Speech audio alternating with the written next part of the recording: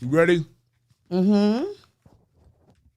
I gotta move the mic away because I hate when niggas be smacking into the mic, don't you? Oh, no, always. I be thinking like, look, why don't you, and I'm a fat nigga. And I be thinking, why don't your fat ass eat on the side? Why you gotta be,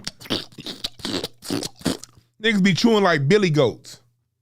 Sorry. At least move the mic if you're gonna do it. But Sarah, thank you, because Sarah offered me some candies with special treats. Hey. Yeah, so in about 30 minutes, I'm gonna be lifted. Hey. And then by the time Craig Fast come on, I'm gonna be woo, woo, woo, woo, woo. Can you woo, woo, woo? Can you woo, woo, woo? Can you woo, woo, woo, woo? Hey, Sarah. What's up? I got mad dog by a Jeffrey Osborne looking nigga last week. Why? I don't know why. And he was short too. He's like, I think it's because he was short. He was like 5'3". I think short niggas just, they smell must all day because that's where their nose is. And so they just angry. The short niggas be walking around looking like little pocket Herculeses. Just, no. I'm like, if you don't get your Mega Man X shaped, okay, Jeffrey Osborne looking ass out of here, nigga. Shout out to Jeffrey Osborne. Yeah. Do you know that up until the Lakers lost to the Detroit Pistons in the 2004 NBA Finals, every game that Jeffrey Osborne sang the national anthem during the playoffs, the Lakers won? Oh, he's. The TV just went off. Oh, okay, I got you. Every game. Now let me say that again. Y'all know me. I don't talk that much basketball because most of you niggas is bronzexuals and y'all niggas is weird. Y'all be like, well, he makes me feel good and the stats.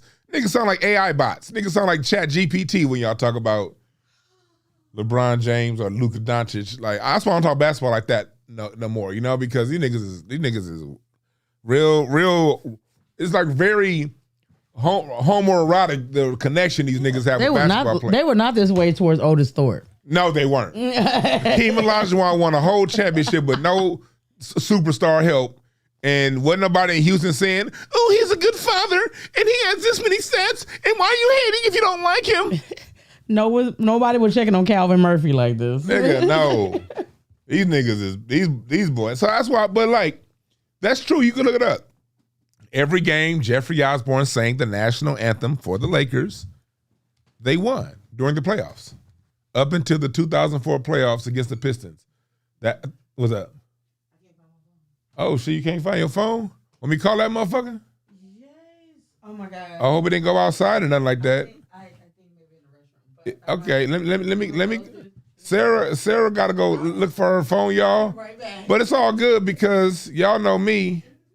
I don't be needing that. I got some slides for y'all later on. I'm play, but right now we going on her phone and she did. Hey,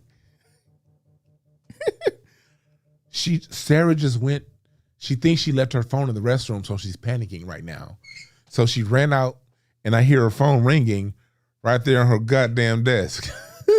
So let's sit back and see how long it takes Sarah to figure out that her phone is here. I guarantee goddamn to you, she panicking like a motherfucker right now. Like y'all ever like when y'all be thinking y'all lost y'all phone, y'all remember that scene on The Last Dragon when Leroy's little brother pop locked out the ropes when he was tied up in the ropes and started pop locking out the ropes? That's how niggas do when they feel like they lost their phone. They be pop locking and shit with theirs. Sarah right now, Sarah's blood pressure is probably at 198 over 178. Oh my God. See, I told y'all. Oh She panicking like a motherfucker right now. When should I tell her? When am I going? You got my phone? When am I going to tell her? Huh? Is it in here? Well, is it on vibrate? I don't know. Is it on vibrate? Maybe. Does it vibrate? But does it go? You heard? Oh, I hear it. This is hilarious. What the fuck is it? It's somewhere in there. Did you drop it? Oh shit, it's right here. I got it. Right in front of your face, huh? Whatever. It's certain things I love. Whatever. As much as y'all know, I was talking last week. Y'all might hate me now because last week I was telling y'all how much I opened my heart to y'all last week and told y'all how much I love helping people. But just as much as I love helping, I love seeing people that look like they lost their cell phone. That is the greatest panic of all time. That should be hilarious. You don't be like that. I love when people lose their cell phone, and I love watching people fall. What? Like when people fall, that shit be great. People just be walking, do do do do do.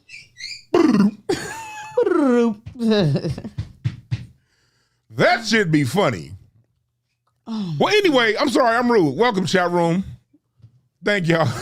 Yeah, somebody said I'm fucked up. Yeah, I'm fucked up. I am. But watching people fall is great. Like I was riding my bike down the beach, and it was this white lady. She's probably like in her late 30s, early 40s. She could have been 21 for all I know, but she looked like she was in her mid 40s. And she was riding her bike on a beach cruiser, and this little kid was coming by, and like she kind of like knocked the kid out the way, like. You know, it was like the kid was already on the path ahead of her, Sarah. Mm-hmm. So instead of her like kind of like making a safe like avenue around the little girl, she kind of just like brushed up against her. Trash. Yeah, and then like 47 feet later, 47. She fell, and when she fell, her arms fell up like this, and she didn't get a chance to catch her fall before she fell. So she hit like shoulder and face first. Crack out. And then, and the little kid came by on a bike. When old girl was wiping the sand off her arms, the kid rolled by like, "Excuse me." Oh, I had to laugh at my summer that year. That shit was fun. You know the the little bike, little bike, my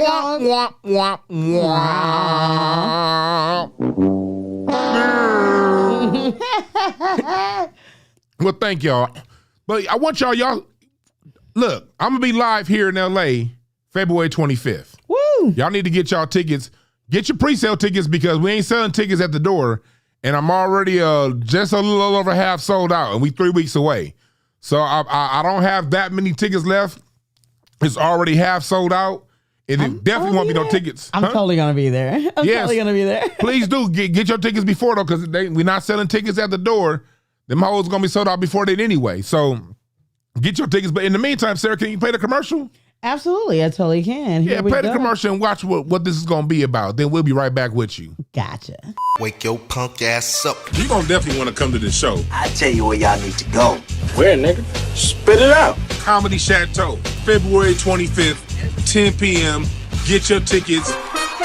Ladies and gentlemen, the most exciting stage show you've ever went to see, appearing live. Dwann B, Camilla White, Larry Goodwell, Slink Johnson. The Comedy Chateau, 4615 Lancashire Boulevard, North Hollywood, California. This ain't your traditional stand-up comedy show. Nope. This is the Dwann B Live. A whole new thing. You ain't lying. Ignorant ass, educated infotainment, motherfucker. Get your tickets right now.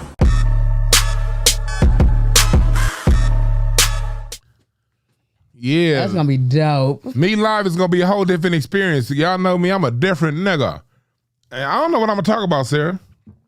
I'm gonna improv that show the same way I improv this show. Cause I like to entertain from my heart space, from my spirit space. I used to try to write jokes down and remember jokes. That shit was boring to me, man. Like when I tried doing like traditional stand-up comedy, you gotta have a 3-minute set. You gotta have a 5-minute set. You gotta have an 11-minute set, and a 15-minute set. Those are not the funniest people. I don't like formulas. I'm not a formulaic person. I gotta go how I feel. Like what if I rehearse a joke and I like this joke, but now I get on that stage, I ain't feeling the joke. Now, y'all gonna laugh, but y'all ain't gonna feel me. Y'all ain't gonna feel my spirit. So I want y'all to feel me. So I get super nervous like on rehearsed things, like I don't like to comedy rehearse things, because I think the best comedy is improv. Yeah. So the whole show is gonna be improv. It's gonna have Larry's going up. That's why I'm hosting the show, y'all too. I'm hosting it. I'm doing everything. I'm hosting it, and while I'm hosting it, I'll be interacting with the audience. I know Larry Goodwell. He gonna be here. His punk ass. He gonna have a mic, and so me and him gonna be clowning each other back and forth.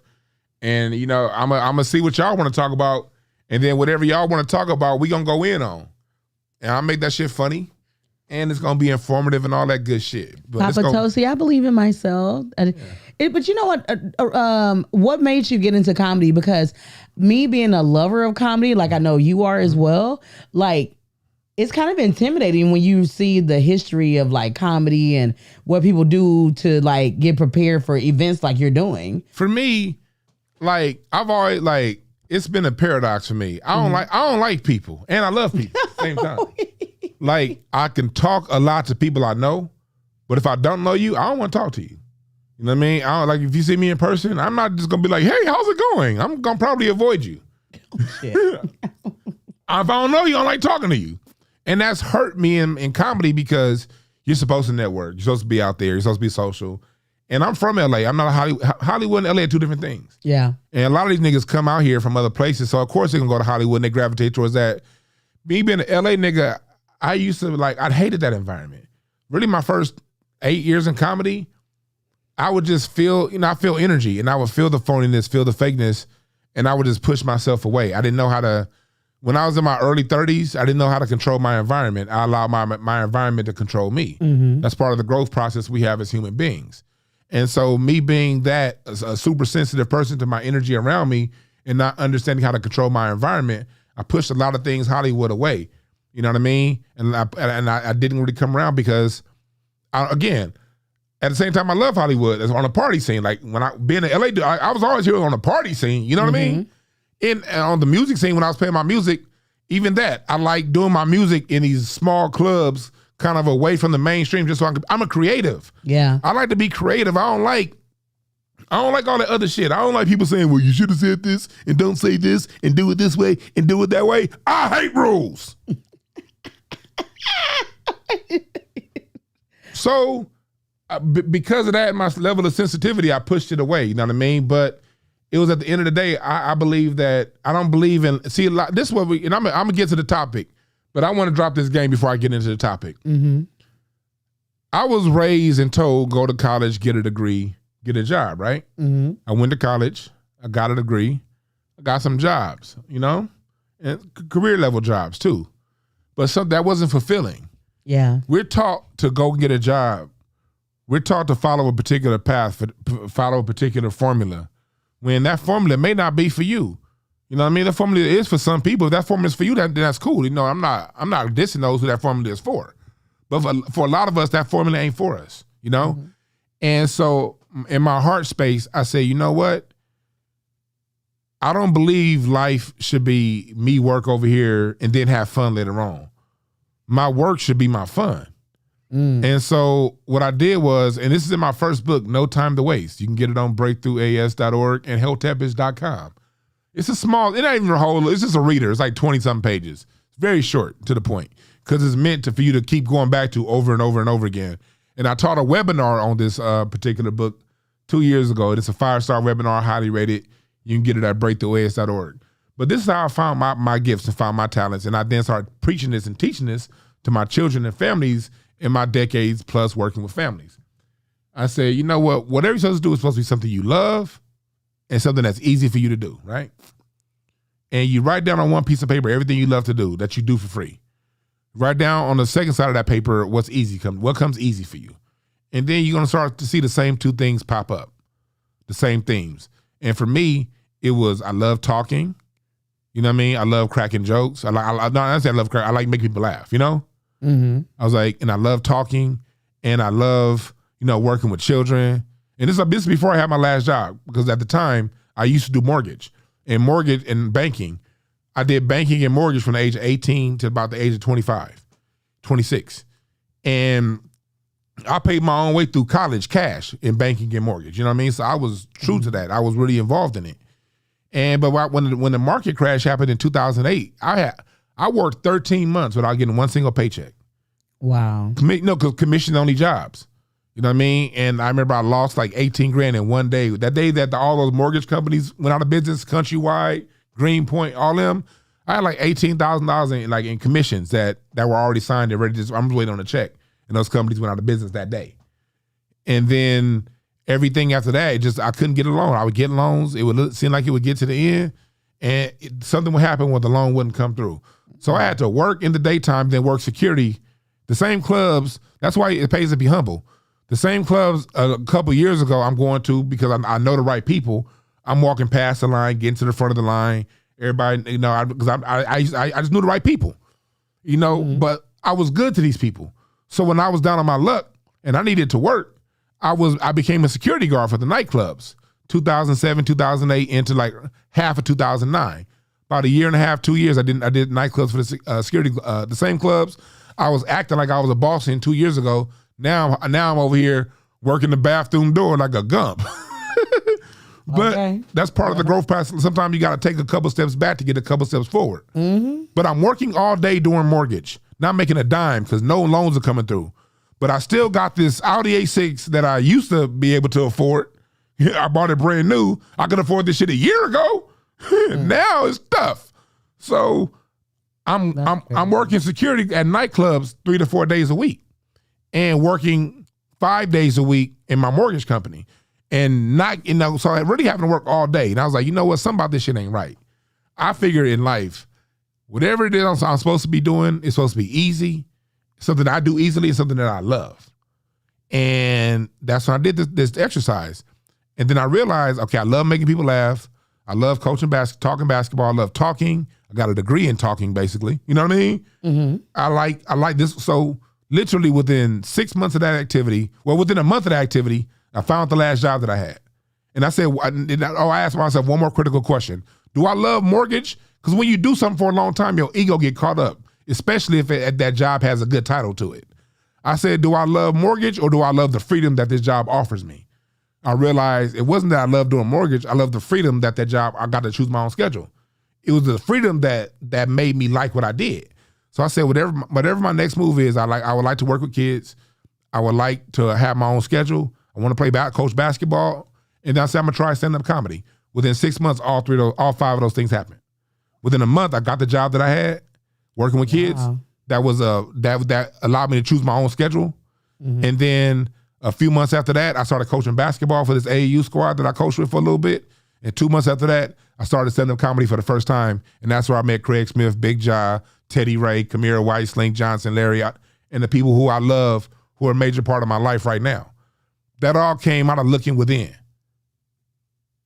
That wasn't looking at what this nigga doing, what that nigga doing, none of that. That came from looking inside my own heart space.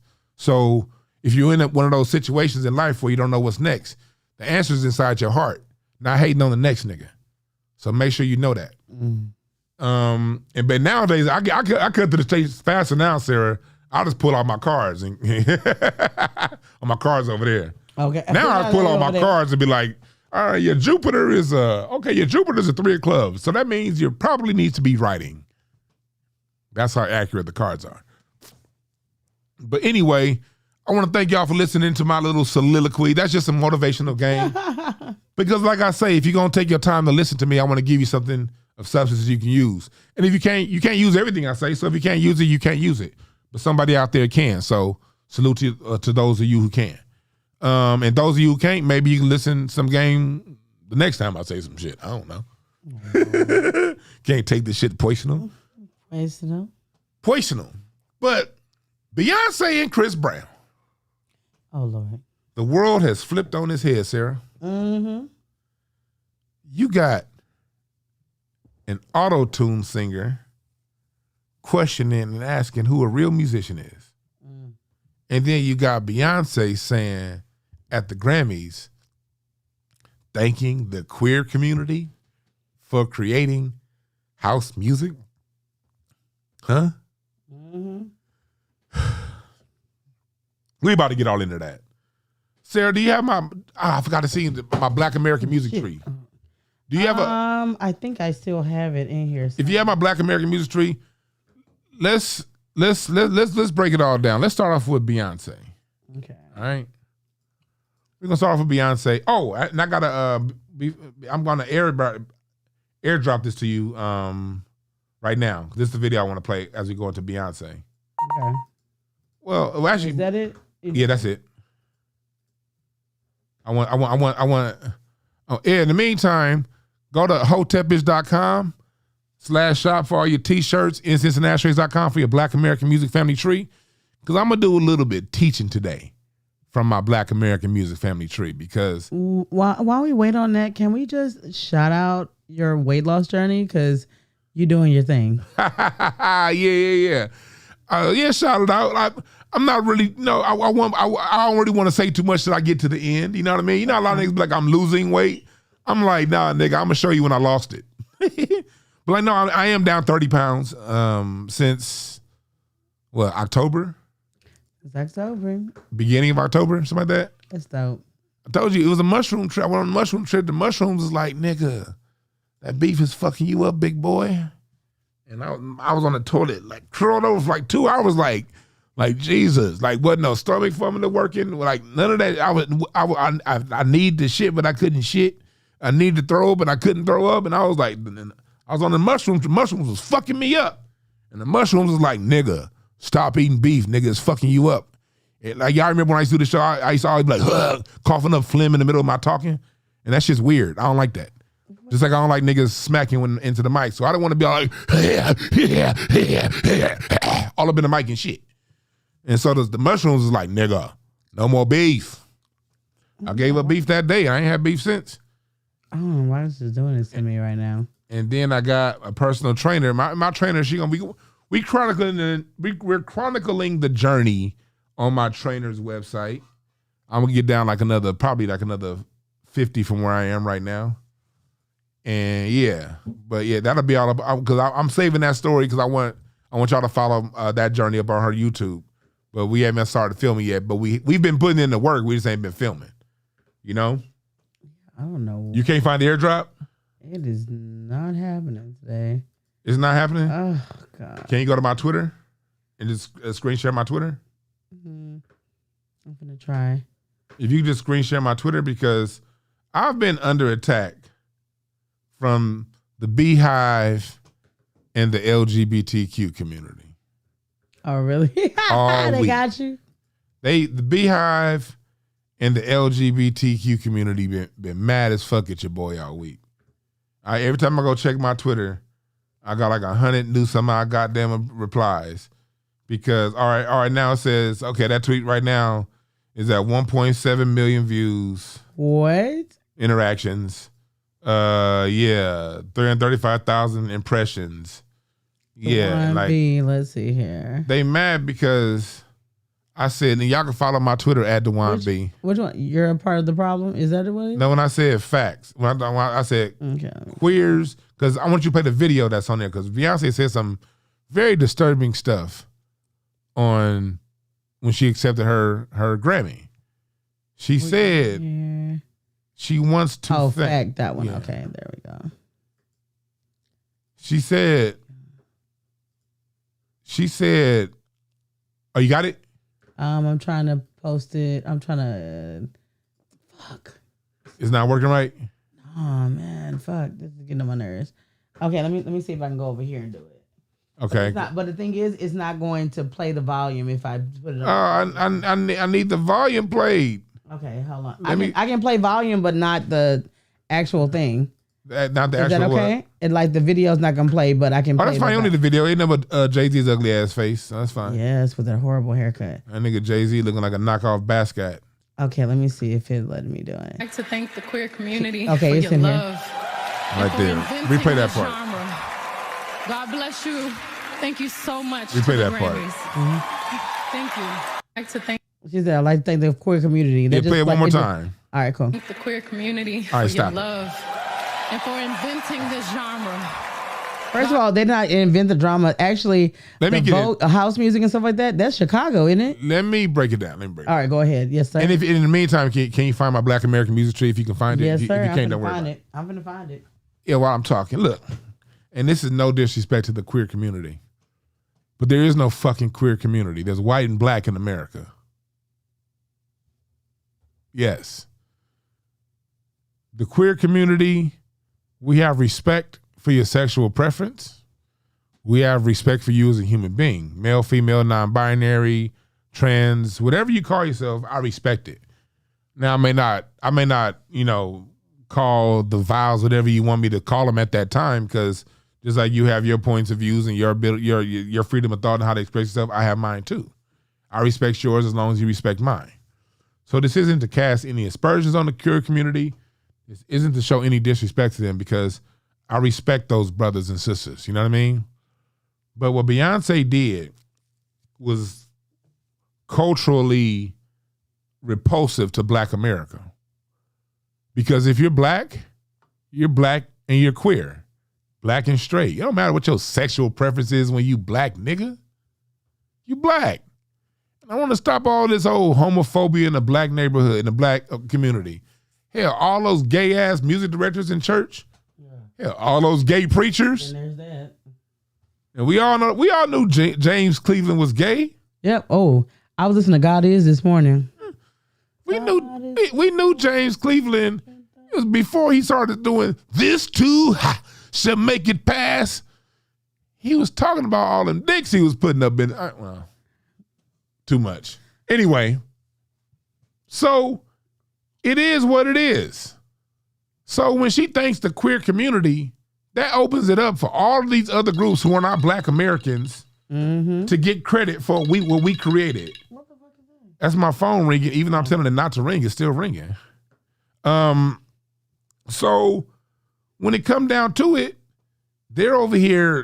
she's over here giving credit to this other group that didn't create what we did, because when you open it up to queer, now the queer in the UK could take credit, the queer in the Latin community, the queer in the white community. When they didn't do shit, it was black people. And the reason why those black people had to go to these separate clubs is because they was black, not because they was queer.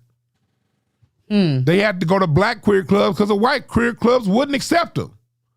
So as we look at the Black American music family tree, Sarah, can you blow that image up a little bit, please? Throw it up more. Let's see here. If it allows it to. Oh, yeah. Is that better? A little more. One more. There we go. Now scroll to now put the pointer on disco. Go to where it said. I'm not good at this. Yeah, right there. That's good. Just leave it there. You good. Okay. You good. If you look on my tree, you see I have R&B. Then after R&B, disco. Disco is a child of R&B. Disco was born the same year as hip hop. See, people, they are trying to make this whole hip hop 50 as if hip hop is some separate form of music. No, the fuck it ain't. You know what hip hop is? Hip hop, you know this when you used to put together essays in school? The final paragraph, the conclusion paragraph. Mm-hmm. The conclusion paragraph of an essay summarizes everything that happened everything that was written in the essay before and brings it into a nice little bow tie. That's what hip hop is when it comes to the creation of Black American music. That's why it samples from everything. You know, it didn't bring anything new into music. It brought an electric form of everything that happened before that. Well, the same thing with house music. Disco was around. It started the first disco song on record, Barry White Love's Theme, 1973. Well, first recorded in 1967, re-recorded in 1973. And then The Sound of Philadelphia by Gavin Huff. The Soul Train song.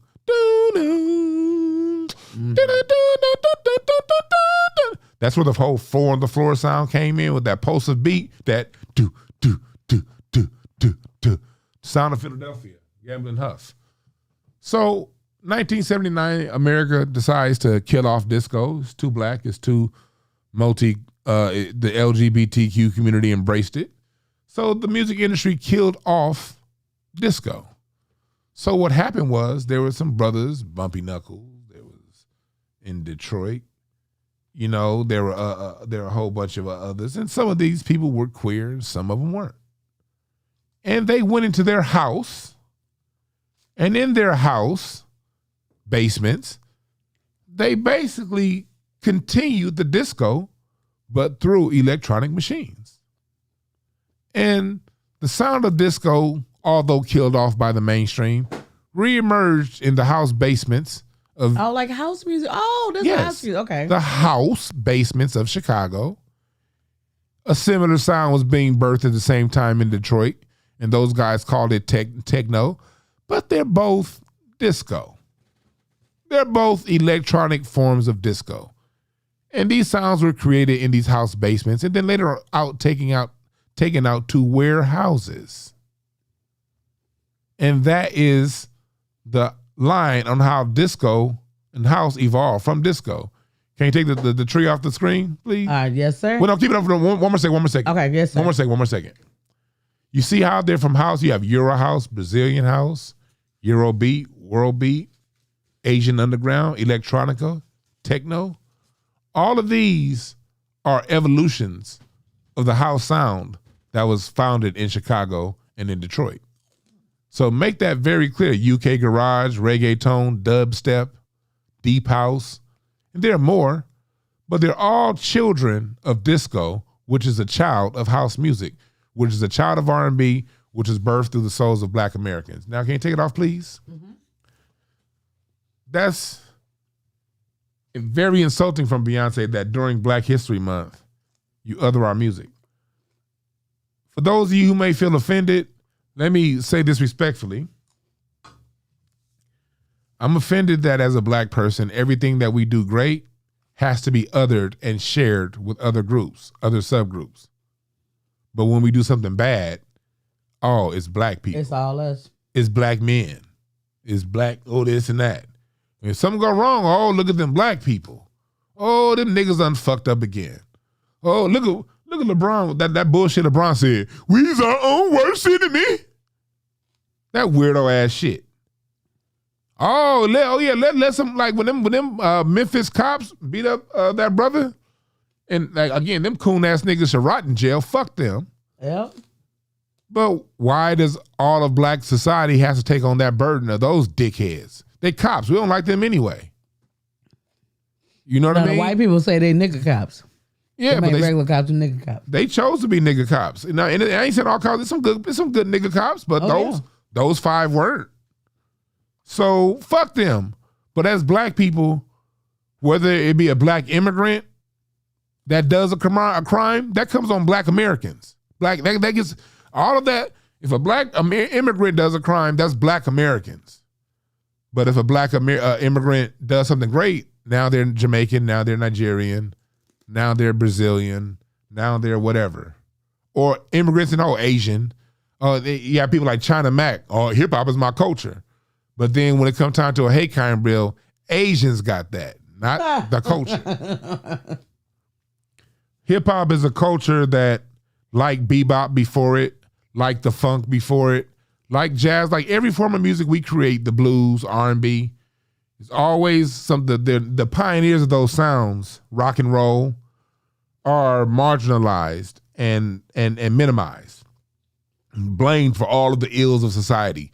Jazz was blamed on weed smoke. Harry Oslinger used Billie Holiday and Louis Armstrong as examples in saying that the weed that those jazz niggers, Black people smoke, is what makes them harm white women. And they made a whole movie called Reefer Madness to push a propagandic point of view using us. Do you know the first person to ever get arrested for weed in Los Angeles, California was Louis Armstrong in 1939, 38 on Sunset Boulevard? Yep, smoking outside the club he was performing in. This is Satchmo. This is the man that created the sound that all music now follows through his trumpet. Fats Waller came up with this piano sound because of Louis Armstrong's trumpet. The modern way of singing and phrasing and scatting comes from Louis Armstrong, the way he played his trumpet and the way he sang. He is the godfather of all American music. Whether you talk about blues, jazz, R&B, techno, hip hop, all that shit comes from Pops. And that man was the first person arrested for weed. That's the burden that we bear as Black Americans. That's why when I talk the way I talk, I stand with my 2 feet down and my nuts in my hand, because I don't respect anybody stepping their feet on what my ancestors built and what we continue to suffer for. Black History Month, nigga. Billie Holiday wrote a song called I'm drawing a blank. Strange Fruit. Strange Fruit. Blood on the leaves, blood on the roots. Do you know that she was outlawed from performing in New York for 5 years? Because she stood up and said something in help for Black America? Black American culture's always changed shit. Do you know in 1959, at the California Music Festival, Fats Domino. You know Fats Domino, his music, they were trying to outlaw him playing live because his music was caused to start riots. Wow. Not that he was saying anything in his music. He was saying, on Blueberry Hill. That's the most, I found my thrill. But what would happen is when he would play that song in 1957 and these white folks would hear that shit and start fighting. That song caused riots and it shut down multiple music festivals. And not that he was singing about anything violent, it just was so good these motherfuckers couldn't contain themselves. But black people and black society was blamed for the violence, not the white listeners who perpetuated the violence. I'm giving you history. I'm bringing you saying this some shit as black people we been dealing with, nigga. Then we get to hip hop.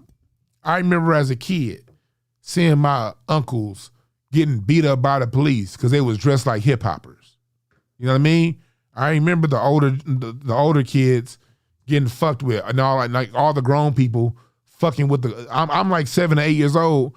I remember the teenagers always getting fucked with for carrying a boombox and listening to Rodney O and Joe Cooley. You know what I mean? I remember them that all the grown people saying that ain't no real music and the burden that those black people bared. I remember these immigrant people coming around LA and shitting on black people for only listening to rap. You play that rapper music. Or we used to go back and listen to Ice Cube Death Certificate album on that song Black Korea. We be going up before the riots. Before the riots, we go up in the store, you turn out that rap music down. All you do is listen to that rap music. That shit we had to deal with. And if you offended by my accent, I don't give a fuck, because I deal with this shit in my country. That I can chase my lineage back to 1660 here, nigga, can you? So, with that being said, this is what we've had to deal with. Then I get into school. I remember every year my mom had to go to my teachers and say, my son is not in the game. My son just wants to go to school and get an education and push forward. Why my mom got to take off work, do all that? I'm showing up in school. I was never late. My first time ever ditching a class, Sarah, was in the 11th grade. You waited that long? Yeah, I ditched one class my whole life. Oh. I paid attention. one class. And that's because I was playing the drums for band and we sucked. I didn't want to get embarrassed. My homeboys had all the jokes. I didn't want to get clowned in class.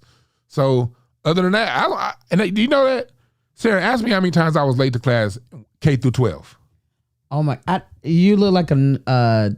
0 times. Yeah, you look like a perfect attendance guy. I was perfect. The only time I would miss school is if I got sick.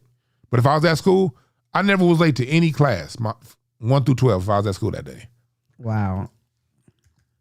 My mom, in spite of that, do you know I never missed a homework assignment either? Oh yeah, I used to do my sister's homework, and I was in elementary school. She was in high school. But I had a method to my madness though, Sarah, because I'm very dyslexic, and I didn't know it back then. I just thought I was slow. I thought I was stupid. Yeah. So reading so I will be in class. If it's a multiple choice test, I'm probably going to fail it or get a D because I might write D, but I meant A. You know, that would happen. And if it was fill in the blank, fuck it. If they be like, Joe went to fill in the blank, such and such fill in the blank test, nigga, that's a guaranteed fail. Now, if I can get an essay question and they let me write out and explain my answer, that's an A all day. But LA Unified lazy, they ain't give you them contests. Everything is Scantron and fill in the blank. Mm-hmm. So I already knew I was gonna fail half my tests. So if I went to class every day and did every single homework assignment, that would balance my score out and I would get a C. I was a C student in school. Wow, you were a C? Nigga, yeah. I looked up my records. Middle school, 2.5 GPA. High school, 2.5 cumulative GPA. College, 2.0. Nigga, I barely got over that college one, nigga. I laid that motherfucker up at the last second like, I didn't even get to dunk that bitch. That was a layup off the backboard. My GPA was a 2.5. I wasn't good. Like school, I wasn't. The way they ask questions and want me to answer them, my brain didn't work that way. That's great. Do you think it's because of your, of the dyslexia, or... You think if you would have I'm a weird ass nigga. I'm different. I don't fit the mold, you know? Dyslexia. I had dysgraphia too. When I was I remember in the kindergarten. Explain to people what dysgraphia is, because a lot of people don't understand what that is. Is the inability when you see something on the board to write it down. Yeah.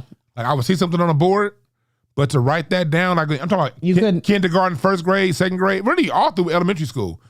That was very tough for me. So I would sit on the board. So By the time I wrote the first paragraph of what was on the board, the teacher wrote like 5 paragraphs on the board.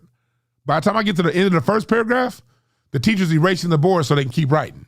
Yeah. And I missed the next 4 paragraphs because I remember when I was in elementary school, I remember you used to have to write. I mean, no, this is like kindergarten. You would have to write on the board. It would be like, today is Tuesday, January 13th, 1988. Remember that? Yep. I remember the date. At the top in the corner, at the left-hand corner of the board. Because this was 1987.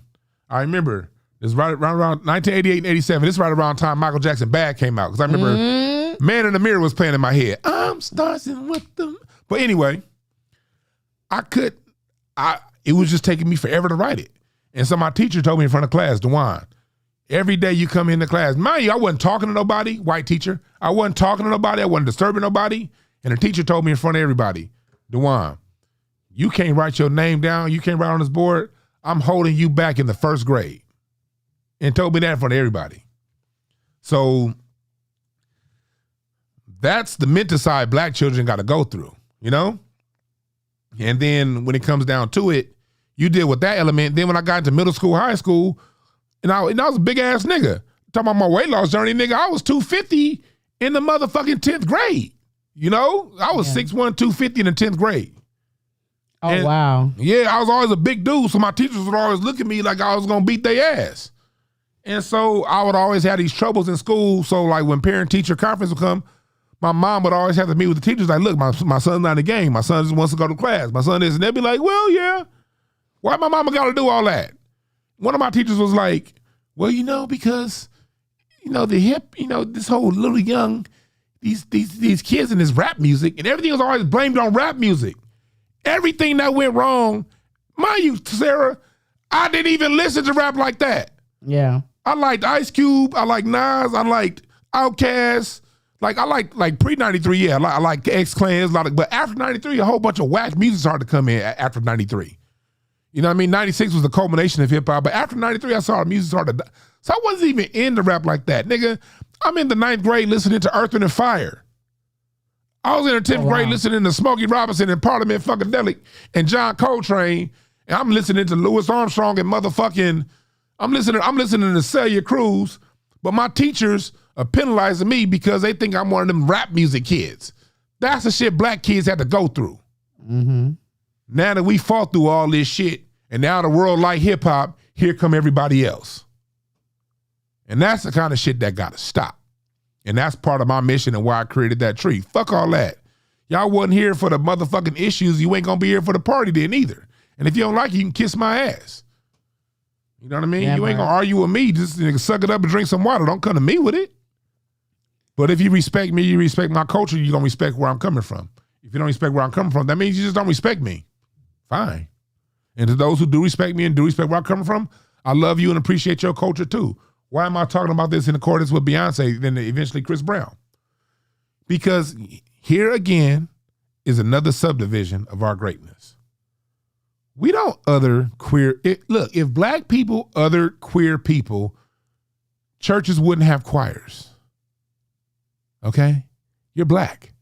Mm-hmm. So the dangers in what Beyonce did was, it wasn't talking about, I'm not dissing queer black people. I'm not saying the architects of house music, a lot of those DJs weren't queer. A lot of them were queer. But it doesn't matter what their sexual preference is because I ain't fucking them. Mm. They black. The census, do they birth certificate say queer? What do it say? What does the death certificate say? Mm. What does the driver's license say? What does the race and ethnicity say? What happens when you get pulled over? Do the police officer find out to see if your dick smell like shit before he mistreats you? Oh, wow. Okay. No, he gonna mistreat you off the color of your motherfucking skin, nigga. So for Beyonce to do that in the face of Black History Month, because who are the biggest consumers of like house music now? Well, you know about her uncle Johnny, right? What about him? He was gay. He died of AIDS. Hey, what about what that got to do? Well, that's why she dedicated that album to like the LGBTQ plus A PC. I don't all the letters. Just like Jay-Z on his last album talked about his mom being a lesbo and all that stuff. His mom was a lesbian too? Jay-Z talked about that on that last album when he released My Mom. You know, one song he did, I forgot the name of it. I only listened to it like twice. Because 50 Cent mom was too. Yeah, so we see the agenda. We see the agenda at play. You know what I mean? It's Black History Month, not LGBT. First of all, they took Black Music Month and turned it into LGBTQ History Month, the month of June. Now, I know you're talking about Beyonce, but can you please say something about the Sam Smith shit? Because that was crazy. What does Sam Smith do? You didn't watch his performance? Okay, the song is called Unholy. And they won an award. I think it was Best Song of the Year or something like that. And it was the first award for a transgender woman. Man, look. And it was extremely sacrilegious. Look, first of all, let's just start by saying the Grammys are irrelevant. I don't give a fuck. Grammys are that's just a chance for less talented people to give less talented people the highest level awards to make you believe that they're relevant, that they're the most talented people. The Ozzy brothers didn't get any Grammys from 71 to 86. How the fuck does that happen? Parliament didn't get any Grammys. You can't go 2 days without, you can't go 2 minutes without listening to a Parliament sample. They have 0 Grammys. Grammys don't mean shit. Usually if you Ozzy Brothers don't have no Grammys? No, they gave them like some Lifetime shit later on, but like when Ozzy They never had one for any of their songs? No. That's bullshit. When Marvin Gaye had his run in the 70s, he didn't get no Grammys. They didn't give him a Grammy till Sexual Healing in the 80s. But okay. Snoop Dogg don't have any Grammys. So to me, the Grammys are irrelevant. I don't give a fuck about no Grammys. But do you find it weird that Public Enemy talked so much about the Grammys, yet they was on the Grammys the other night for the 50th anniversary? Public Enemy they sold out a long time. When Chuck D signed with Leor Cohen, that was it. Yeah, the same Leor Cohen that broke up Public Enemy is the same Leor Cohen that broke up Jay-Z from Dame Dash. Y'all see the motherfucking pattern? Wow. You got to look at the same people. Where did Leor Cohen come from? Yeah. Where did Jimmy Iovine come from? He is in the Rock and Roll Hall of Fame. He ain't never touched an instrument. Never. How'd that happen? Off other people.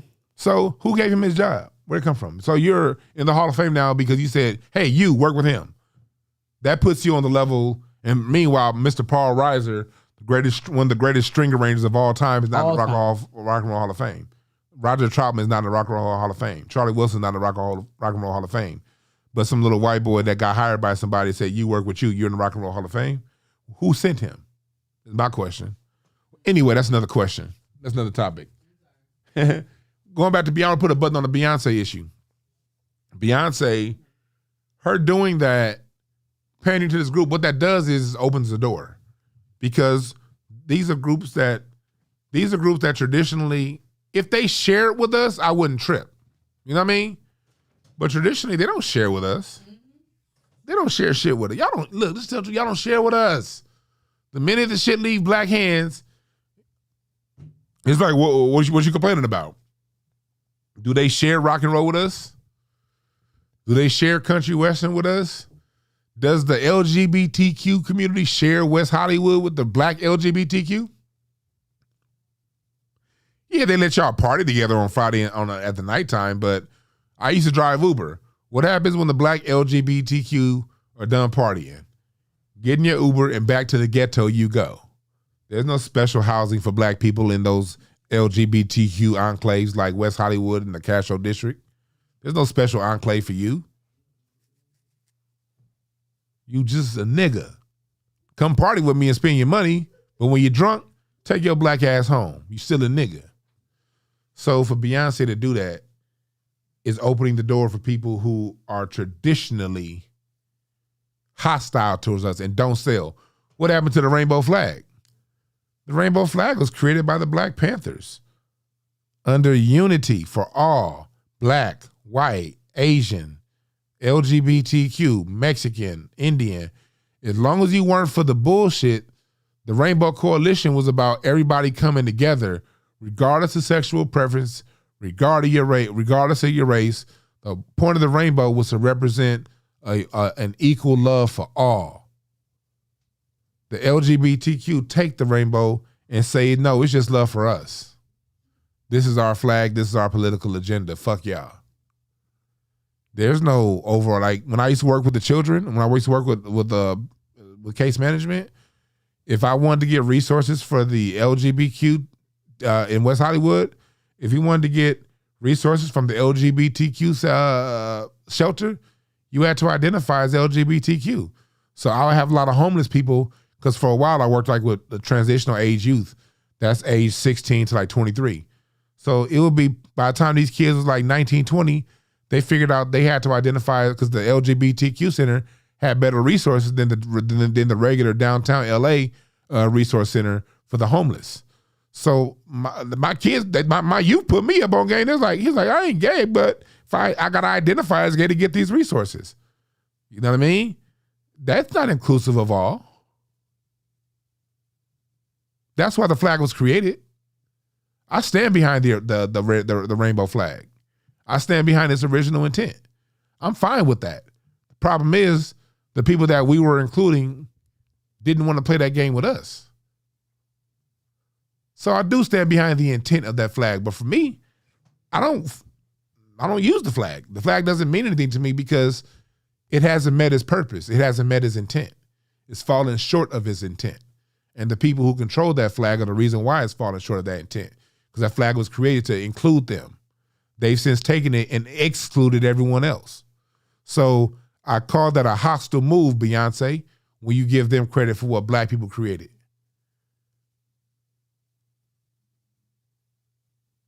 That's a problem. That's a problem. It's time that we stand on our own cultural 2 feet. We got to stand on our own cultural legs. Because we have a very strong and rich culture. And as black people, it's time that we call out these people who we've lifted to the top, these people we've elevated with our support and our dollars. When they get to the top and then shit on us and support cultures that have been hostile to us, it's on us to call them out. So no, Beyonce, just because you won a bunch of Grammys and you sell a bunch of records on me, you're not past calling out Beyonce, Jay-Z, you niggas that sell us out all the goddamn time for your own clout and fame. And the same with you lame ass niggas that defend them. If you some lame ass niggas that's defending these people, you ain't ever met them, they ain't ever put no money in your pocket, they wouldn't piss on you if you was on fire and you want to defend them. People who defend people like this, you know who you are? Watch the movie The Matrix. Y'all a bunch of Agent Smiths. When you go back and watch the movie The Matrix, the whole point of The Matrix was for everyone, because everyone watching me right now in the sound of my voice, everybody's Neo. You are the one. You got a particular skill set that you have that can't nobody else fuck with. But because you're caught into the Matrix, you're caught into the world that's around you, you never tap into those gifts. So when you don't tap into those gifts, you become Agent Smith. What is Agent Smith? Agent Smith is somebody who didn't tap into their own gifts, so they tap into the universal consciousness of the world that they're in. So they become the people that challenge anyone who does tap into their gifts. Sometimes Agent Smith is your own mama. Sometimes Agent Smith is your own daddy. Agent Smith is anybody who, when you see somebody else going out on their own, doing their own thing in any kind of way, shape, or form, you come back and tell them they can't do it. You tell them they wrong. Why you think this way? You're going at LeBron James. You're talking about Beyonce. What's wrong with you? Nigga, I'm telling you, I'm talking to you about the people that are assigned by the motherfuckers with more money than them to give you a fucking message of destruction and bullshit. If you think I'm bullshitting, if you think I'm lying, and you don't agree with me, fine. But don't argue with me because I'll probably just laugh at you, or I'll block you, or I'll say something about your mother if I'm bored. But this is what it is. We elevate these people, then when they get to the top, they don't want to give the same love back to us culturally. Then you say, oh no, Beyonce wore the Super Bowl and she came as the Black Panther thing. Yeah, she had all them women in the Super Bowl wearing black with the berets and she had a blonde wig on. The fuck you think that message was telling the world, nigga? Think. So, I don't say that to say Beyonce's not talented. I don't have any personal issues with Beyonce. I think she's a beautiful person. She's definitely fine than a motherfucker. Can't never begrudge her that. But the agenda she pushing is poisonous for the people who created house music. The agenda that she's pushing is poisonous for the people that created hip hop and jazz and every single form of music celebrated at the Grammys. The agenda that family pushes is dangerous to the people who created these genres. It's financially beneficial to them. Cool. But I'm not going to shut up so you can get rich. Fuck you. So yeah. I want to say, can those clips with Chris Brown, can you pull those up? I was waiting on you to get back. Yeah, because I want to tie that into what Chris Brown. Chris Brown said some bullshit. I want to thank him for so disrespectful. He apologized, but I definitely want. And while Sarah's pulling that up, hey Sarah, why you pulling it up? Can you just play on the commercial while you pulling that up? Yes, it's a chain of them. All of them. Okay. What? Okay, if it's tripping, what? Well, no, that's fine. That was fine. We'll play the commercial afterwards. All right, is it ready? Yeah. Or if it's ready, play it right now, then we'll come right back. Wake your punk ass up. You gonna definitely want to come to the show. I tell you where y'all need to go. Where, nigga? Spit it out. Comedy Chateau, February 25th, 10 p.m. Get your tickets. Ladies and gentlemen, the most exciting stage show you've ever went to see, appearing live. Dwann B, Camira White, Larry Goodwell, Slink Johnson. The Comedy Chateau, 4615 Lancashire Boulevard. Wake your punk ass up. You gonna definitely want to come to the show. I tell you where y'all need to go. Where, nigga? Spit it out. Comedy Chateau, February 25th, 10 p.m. Get your tickets. Ladies and gentlemen, the most exciting stage show you've ever went to see, appearing live. Dwann B, Camira White, Larry Goodwell, Slink Johnson. The Comedy Chateau, 4615 Lancashire Boulevard, North Hollywood, California. This ain't your traditional stand-up comedy show. Nope. This is Dwann B Live. A whole new thing. You ain't lying. Ignorant ass, educated infotainment, motherfucker. Get your tickets right now.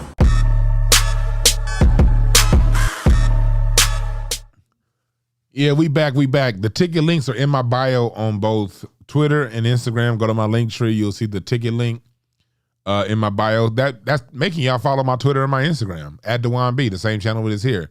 Follow me at Dwann B here on Caffeine, at Dwann B on YouTube, at Dwann B everywhere. And DwannB.com is actually getting built right now. That phone that was ringing was my website guy who's building DwannB.com. And he's also building BreakthroughCards.com. So I'm my cardology website. Y'all know I read my cards and everything. So salute to everybody that called in last week for a reading. They were very accurate, weren't they? Y'all got to hear it live on TV to show I ain't bullshitting.